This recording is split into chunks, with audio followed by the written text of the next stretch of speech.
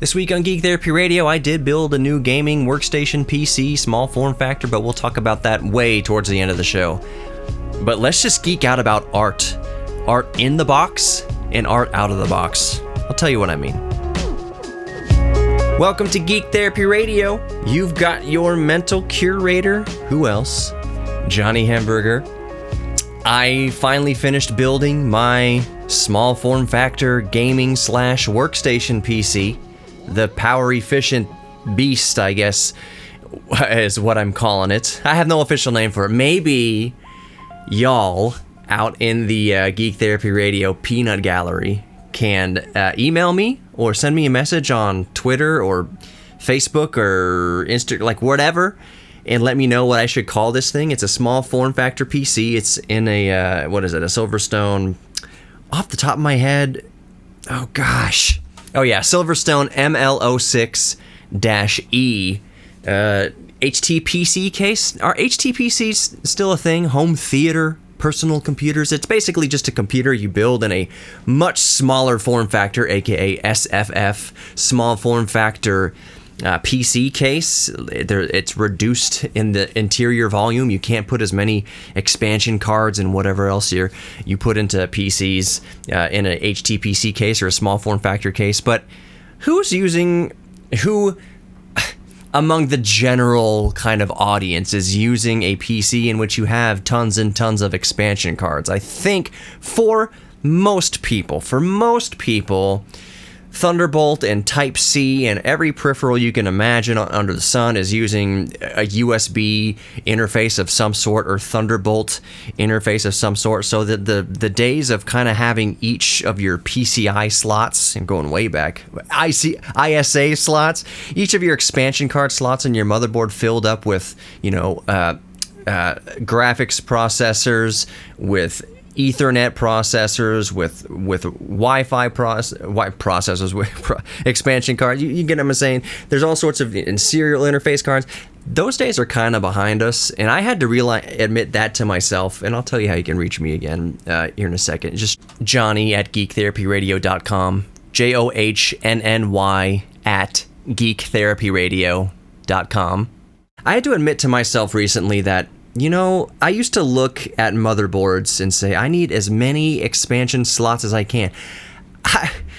I used to look for motherboards, and this is probably the latest you could get a motherboard like this, the most recent you could get a motherboard like this with any sort of ease, probably would have been at least 10 years ago. I would look for motherboards with PCI slots, not PCIe slots, not like PCIe X1, X4, X8, X16, whatever. No, PCI slots, the stuff that came after ISA slots back in the 80s and 90s, PCI slots. I would look for motherboards with at least one or two PCI slots because I was still using an audio interface card, the M-Audio Delta, oh gosh, what was it? Delta 2496 was a 24-bit 96 kilohertz DSP card, audio card, because I would hook it up to my audio mixers, and that's how I record myself and record bands. It had 8 channels input, 8 channels output, technically 10 if you're counting SPDIF. But it was on the PCI protocol. I used a PCI slot, and it was a card that I still used a lot. So I used to look for motherboards every time I was upgrading a PC, even all the way up until my 4790K, until like the 4th gen Intel chips, like 4th gen Intel i7. I had a PC motherboard, a full-size ATX motherboard that had at least one PCI slot still on there. So imagine that motherboard with all the PCIe slots, and then you had a PCI slot. Weird. It's kind of weird that it didn't have an AGP slot on there. I had to admit to myself, all that to say is I had to admit to myself pretty recently, is like, you know what? Maybe instead of holding on to 20, 25-year-old expansion cards, maybe it's time in my professional workflow to just, give in to Thunderbolt in USB. And there's no problem with that. I don't know. The only reason I can tell those of you old school audio engineers might be listening, and nothing. I don't mean old school like there's anything wrong with you or like hey boomer, anything like that. Nothing like that. No.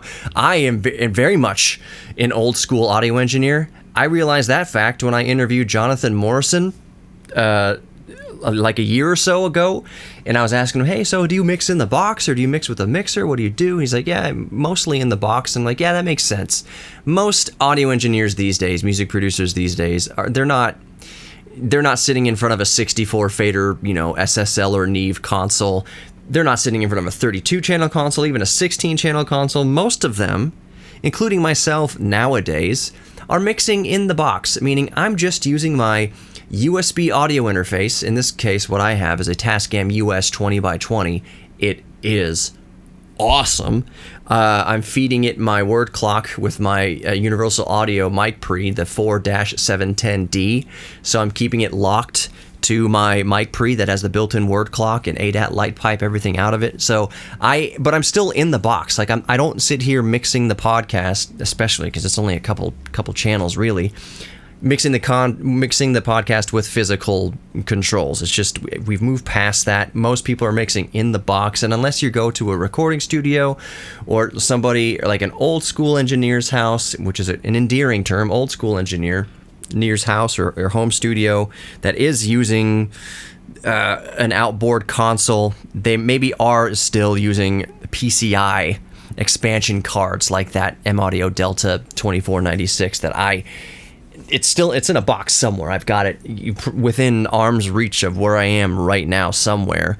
It was my workhorse for a long time, but most of us, even a lot of us, quote unquote old school audio engineers, have moved on to mixing in the box, to doing our audio work in the box, using the USB protocols or Thunderbolt, using USB Type-C, using USB Type-A, and we don't have all the outboard gear anymore. We bring it into the mix. We plug it into a physical insert every once in a while. If you have like an actual, oh gosh, I'm blanking out, Lexicon reverb like laying around that you want to use, and you can plug into the digital realm through an insert on a USB audio interface. We still do stuff like that, but most of us have kind of decluttered and are mixing in the box.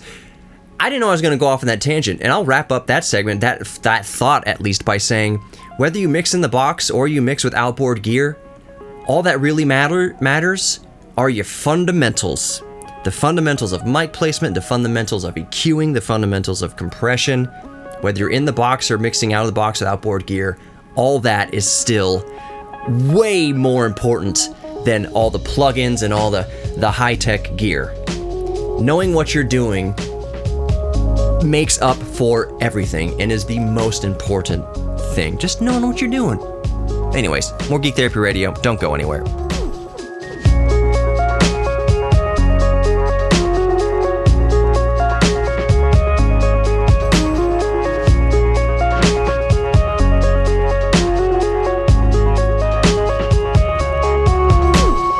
Welcome back to Geek Therapy Radio. You've got your mental curator, Johnny Hemberger. Let me expand on that, what I ended the last segment with, as I kind of go through this stream of consciousness that is Geek Therapy Radio. And if you haven't noticed already, if you've been following me since maybe 2017 when I started the show, or you follow me more recently and you've listened to a few episodes by now, that Geek Therapy that's like the main crux of this show. It's not that every week I'm going to deep dive into like a product that comes out. Like I'm not going to deep dive into Samsung Galaxy Fold 5. I'm not going to deep dive into, the RTX 4060 or RCX 4060 Ti. I'm not going to deep dive into nitty-gritty specs, like Gamers Nexus or like Linus Tech Tips or something like that. That's not really what I do here. Sometimes I do.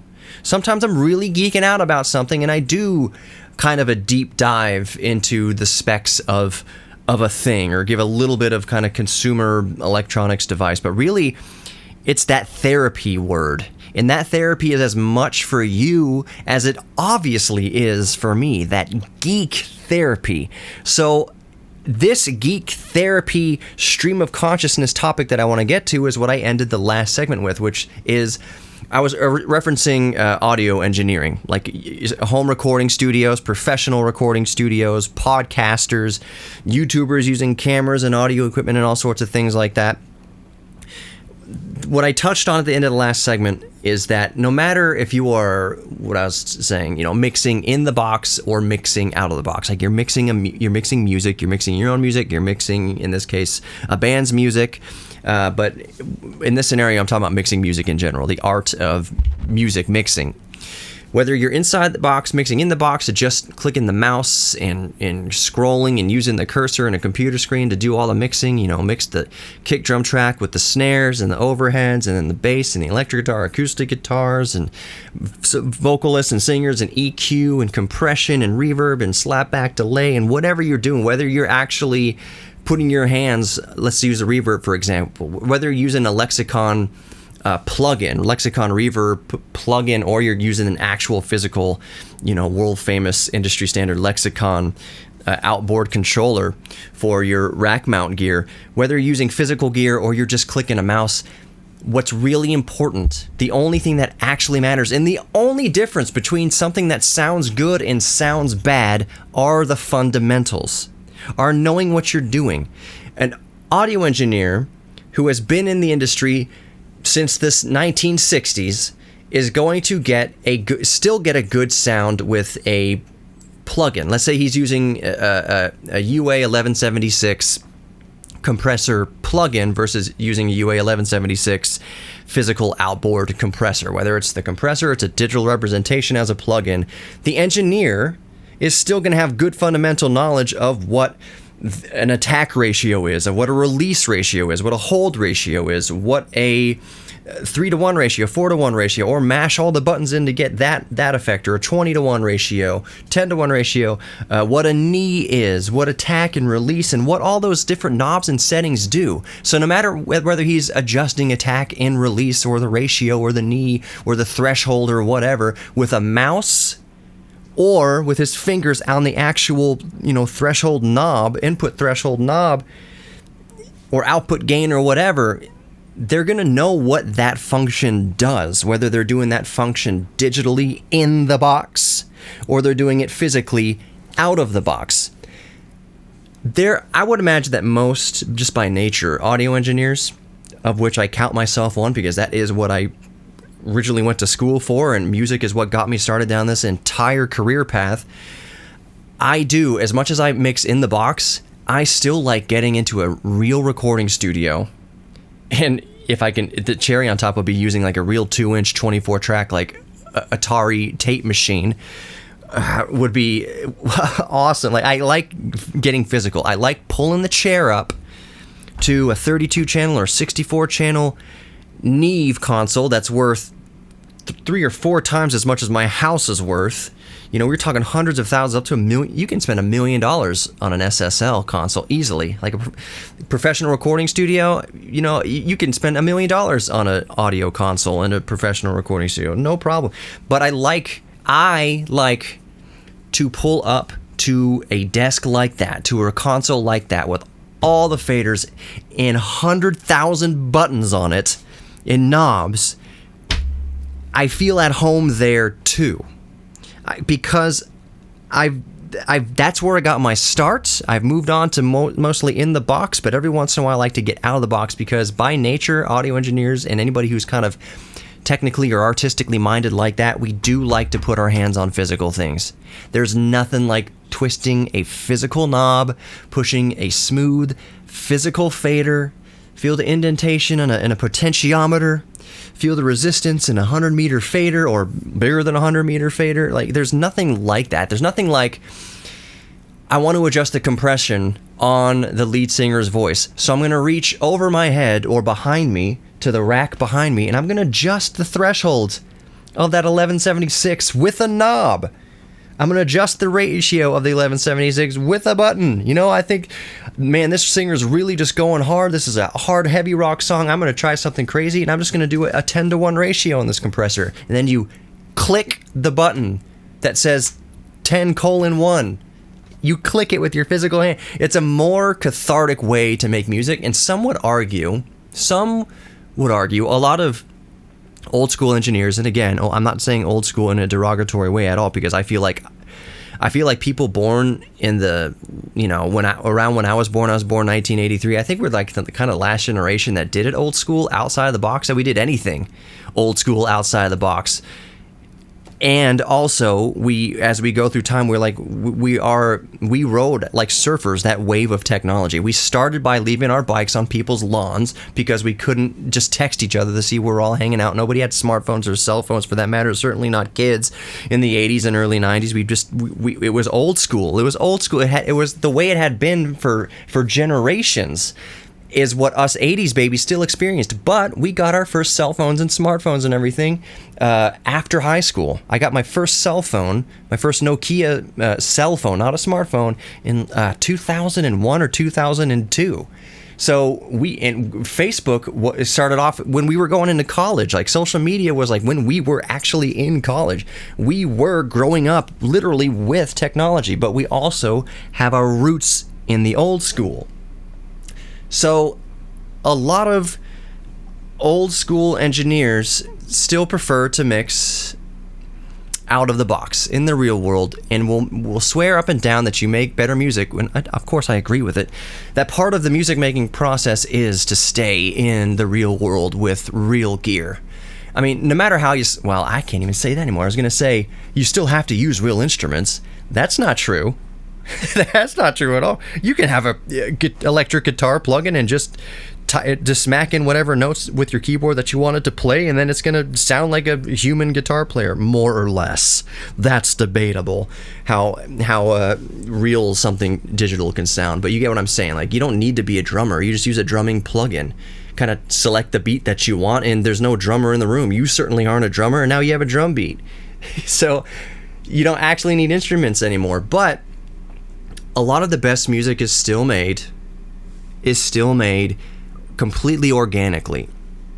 One of my friends that I work with at the museum, maybe some of you might know his name. He's a legend, an absolute music legend. His name is Chuck Lay, or Leia. I call him Lay. Chuck Lay. He's just, look him up. Look up Chuck Lay. Leah. I really want to get him on the show, but look him up. But he is hard and fast. Everything is mixed and recorded onto tape. And if you mess up, you do it over again. Like, usually from the beginning. There's not usually a whole ton of dubs happening. That's my power inverter fan coming on. It'll kick off here in a second. But there are still musicians out there that mix completely real world onto magnetic tape. They never touch anything digital. They never mix an album in the box. The only time it becomes digital is after the mastering process, when it's finally uploaded to like Spotify or something like that. But the music is made in the real world, and there is something to be said for that. And I'm on that line where I'm just as comfortable mixing in the box, making music in the box, as I am making music outside of the box, real world recording to tape. More Geek Therapy Radio coming up. Don't go anywhere.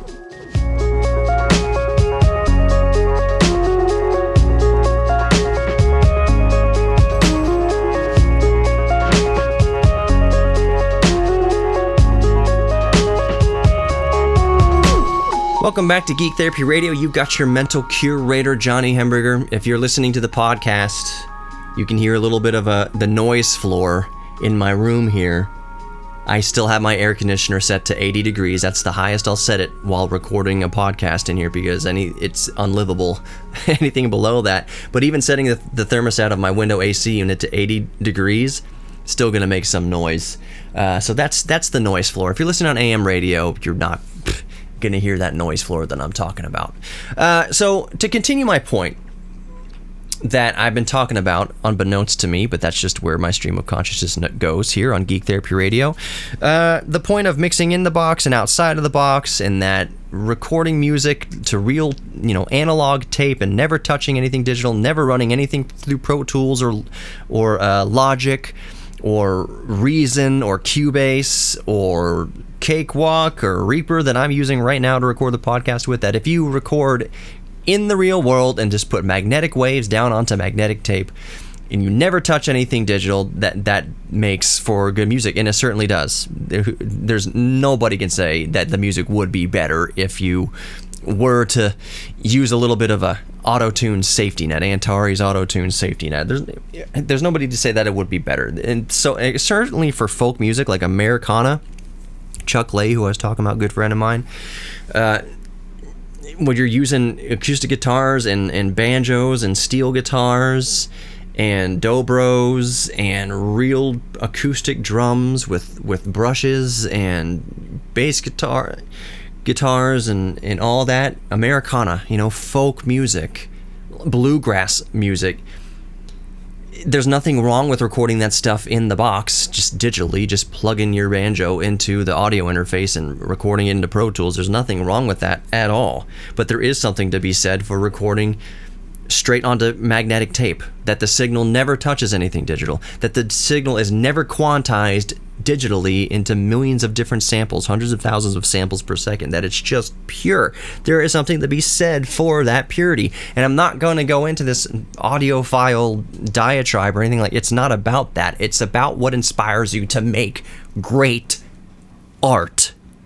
And that's what I wanted to get to in this segment. Was one of the side effect kind of problems that we run into when you do mix music or create art, with a stylus or something on a screen, on a tablet or on a computer or whatever, whether you're making music in the box or you're actually like drawing art in the box, is that you have infinite options. Makes you feel like you have no possibilities. And I'm going to repeat that. When you record digitally into the computer, you have all these plugins and all these effects you can use and all these different virtual instruments you can use and all these, if you're painting, you have virtual paintbrushes and different effects you can do and this and that, and 100 million, as many layers as you can do in Photoshop as possible, in animation, anything like that, that when you have infinite options, can feel like you have no possibilities. So, one of the things that I recommend to artists who feel like they may, musicians who feel like they have writer's block, they have creativity block, they can't push through, they're on a plateau. They're either on a plateau, they don't feel like they've done anything, they haven't had any ingenuity, they haven't had any sort of creative spark, they haven't felt that feeling when they create something new and unique, and that thrill, that rush that no drug can ever come close to reproducing. When they haven't made something like that organically, then they're in a rut, they're on a plateau, or they're stuck. What I ask, and it's not like, I can't just give unsolicited advice, but I would ask, so when's the last time you stepped out of Pro Tools? When's the last time you stepped out of Adobe or Photoshop or whatever? When's the last time you stepped out of the box? Maybe you're boxed in. Maybe that's it. Maybe mixing and making music and making art in the box has made you boxed in. The infinite possibilities or the infinite options feels like you have no possibilities. So when's the last time, let's say you are a graphic artist, when's the last time you just stepped away from the computer, got a piece of paper or a physical canvas and some colored pencils or acrylics or whatever, and just made art without the infinite options, infinite digital paintbrushes and infinite colors you can pick from? And when's the last time you just used your hands to make something real in the real world with limited options? Because with those limited options, when you put those limits on you, that's often when you find that breakthrough of creativity. And also with musicians, I have 200 projects open in Pro Tools, and I can't finish one of them. I don't have the inspiration. I don't know how to finish these things. I haven't had a breakthrough in 10 years. I have all these projects, hundreds of projects in Pro Tools or Reason or Cubase or Fruity Loops or whatever you're using. When's the last time you just sat with an acoustic guitar and a piece of paper and a pencil and just wrote music? Just you and an instrument and a pencil just created something. or a little slightly even further, and this is kind of harder to do nowadays, yes I know, but you can still get them pretty cheap on eBay, or you might know somebody, or if you're a long-time musician, you probably have one laying around that you haven't used in a while. Bust out that old 4-track cassette recorder. The stuff that you and your buddies would jam into and make those little demo albums back in the 90s and early 2000s. Dig that thing out. You've got 4 tracks to work with. You can only fill those 4 tracks with so many instruments. Yes, you can bounce them down and sum them down to tracks and whatever, but I'm saying you have 4 tracks, you have limited options. A lot of these 4-track recorders, these 4-track cassette recorders back in the day, barely had much past EQ. Most of them certainly didn't have any onboard compression. If they did, that was highfalutin. But the point is, it's almost like the more stripped down version of a 4-track cassette recorder you have. Like, even if it doesn't even have XLR input, like even if it's just 1/4-inch input and you have to plug in that old realistic Tandy Core Radio Shack mic into. That sounds like trash, but that's all you got. You got the microphone and you have 4 tracks on a cassette tape to work with. Make something with those limitations, and you'll often find that it's liberating and inspiring, and you make something truly amazing. Yes, and you make something truly amazing, and then you can expand upon it. Then you can go back in the box. You can go back to the computer with that and expand on it. But those outbursts of creativity often come under severe limitations.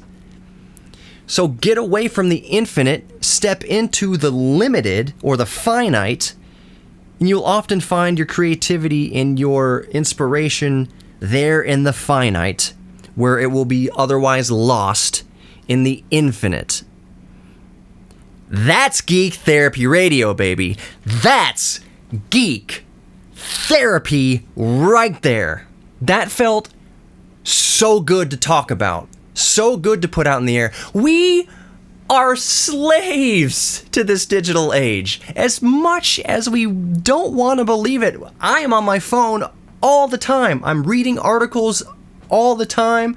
I wanted to talk about room temperature superconductivity and LK99 last week, but I thought, I'm going to wait a little bit on that room temperature superconductivity front because it seems too good to be true, and of course it is.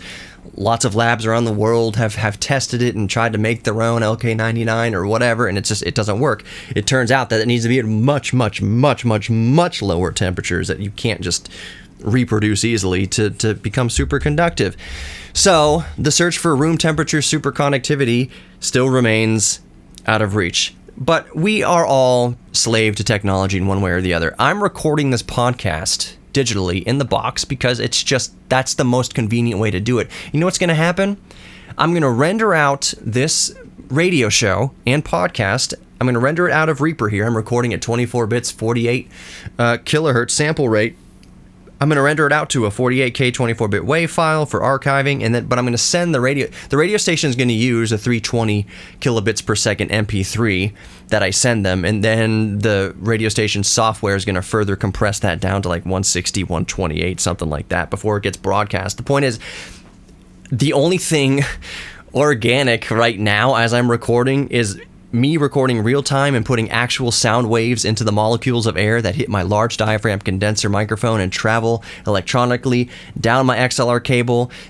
We're still organic. We're still real here going into my preamp, but then out of my preamp, it gets converted to ADAT, audio digital analog tape. Is that what it stood for? There's no tape involved. It's just the ADAT format. But the point is, it's converted to pulses of light.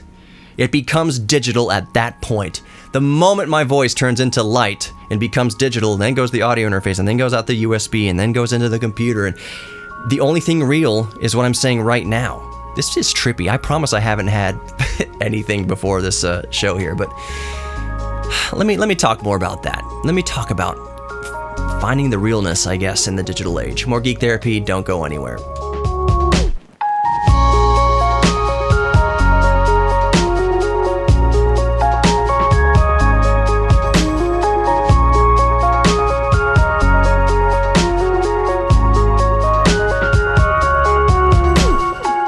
Welcome back to Geek Therapy Radio. You've got your mental curator, Johnny Hemberger. geektherapyradio.com if you want to learn more, get into instant contact with me. Somebody sent me a message. If you're a listener and you sent me a message that just says, "Get back to me, please." No.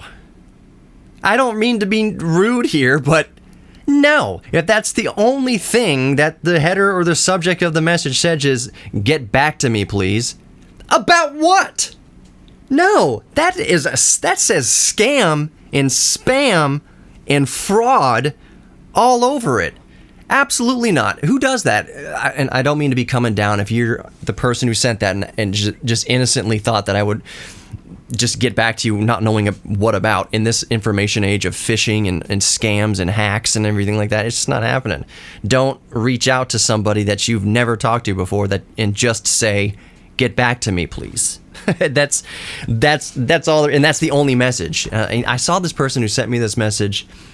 I say person, it could just be a bot. "Get back to me, please." And I scrolled around. I was like, did they send me something a while ago and I didn't get back to it? I feel really bad. And I looked around like, no, this is the very first time I'm hearing from this person, and all it says is, "Please get back to me." No. Not gonna happen. Anyways, geektherapyradio.com is how you can connect with me easily. It's just the very first thing you see is a get in touch with me contact form. It doesn't sign you up for jack squat. There's no mailing list, nothing like that. It's basically just another way to email me, or you can just email me directly, Johnny, Johnnny. Did I say hamburger earlier? No, it's not Johnny Hamburger at Geek Therapy. It's just Johnny, Johnnny at geektherapyradio.com.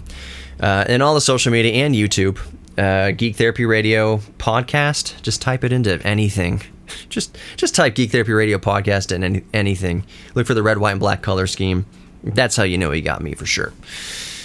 Anyways, I talked in the last segment. I've been going on this very geekily therapeutic rant about how good it feels to step out of the digital box once in a while, especially if you're a creative person, like you're an audio engineer or a musician or an artist in the medium of paint or sketching or graphic artist, something like that. How good it feels and how beneficial and how critical sometimes it is to turn off the computer and just get a pad of paper and pencil and just be as creative as you can with that. Or you're a musician and you just pick up a guitar, an acoustic guitar, and be as creative as you can with just that guitar and your voice and maybe a piece of paper to jot down some notes or lyrics onto. Or use a 4-track cassette recorder. Dust your old 4-track cassette recorder off. You feel stuck and stagnated in Pro Tools because you have a million different options, and what did I say? Infinite options makes you feel like there's limited possibilities, kind of thing. You got 200 projects open in Pro Tools, but you can't commit to one because you're stuck and you're plateauing. I'm just trying to talk over my power inverter. Okay, finally it stopped. It's just good to step out, away from the technology. Maybe you're driving around right now or listening to this, obviously on some sort of digital device. Your phone, your smartphone, your tablet, your computer, whatever. It's good. Once I give you full permission, turn off this show. Turn off Geek Therapy Radio whenever you want to. It can be right now. And just, use your 5 senses to sense the world around you, to ground yourself in the world around you a little bit.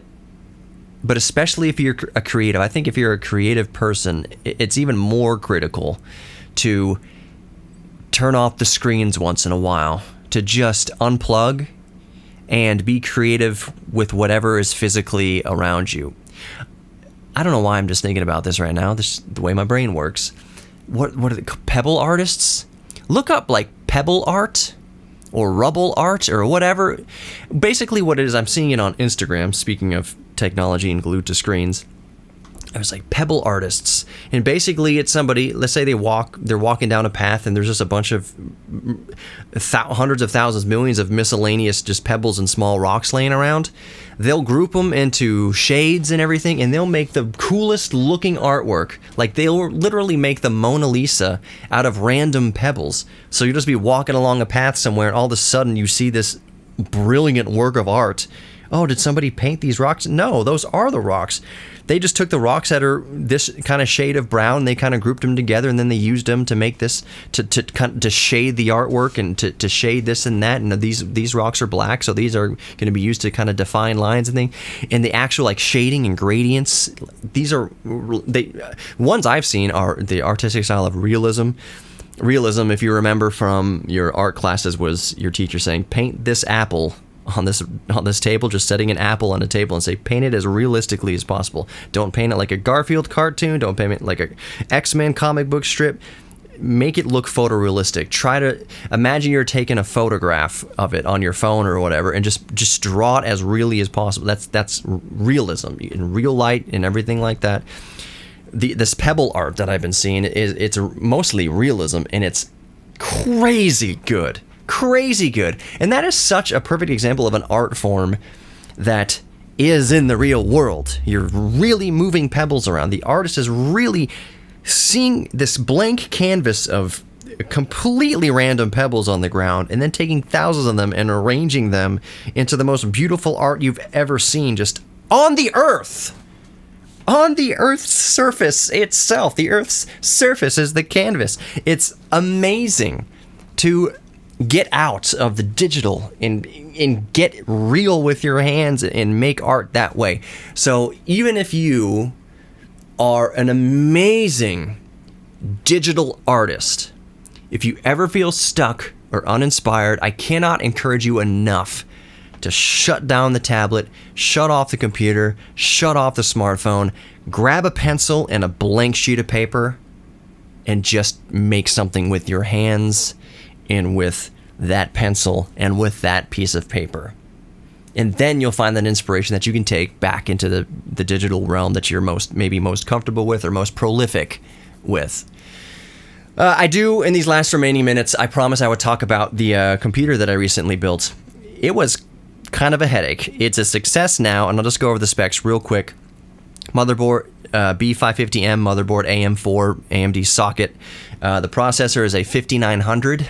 I sourced a OEM 5900 Ryzen 9 off of eBay for like $270 something or whatever. Really good deal.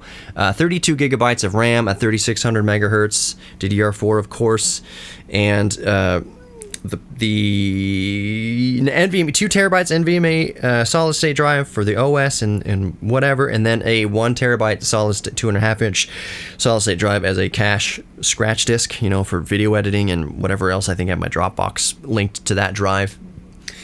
A couple of Noctua fans to keep it cool. It's in a small form factor case. The Silverstone ML06-E. It can hold the graphics card. The small form factor half height low profile graphics card in my case is the awesome RTX A2000. Woo!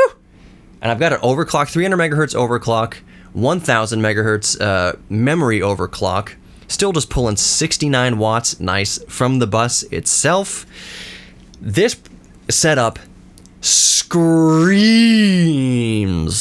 and it is efficient. The reason why I did the 5900, the Ryzen 9 5900, is that it's a 65 watt TDP chip. By the way, just because it's a 5900 and not a 5900X doesn't mean you can't overclock it. You most certainly can. It's got a 65 watt TDP, but you do the precision boost overdrive clocking, it runs at 146 watts all day, just like a 5900X. It is an absolute baller. I did update the BIOS accidentally to a BIOS that was not validated for the 5900, so I did have to purchase a 4600G with built-in graphics, so Radeon graphics, so I could see the BIOS again, and then downgrade it back to BIOS 1.10 so that it would recognize the 5900 again. That was a pain in the butt. I shouldn't have buttoned up the computer. I had to take the computer all apart to do that process, but the bottom line is now it works, and it pulls under 200 watts from the wall in its kind of normal state. 70 watts for the graphic card, 65 watts for the chip under normal circumstances. Efficient, powerful, awesome video editing, awesome gaming. It's great. You are worthy of love. You're worthy of giving love, and you are worthy of receiving love, and you are worthy of your own self-respect. Thank you so much for listening to Geek Therapy Radio. I'll talk to you next time. Take care.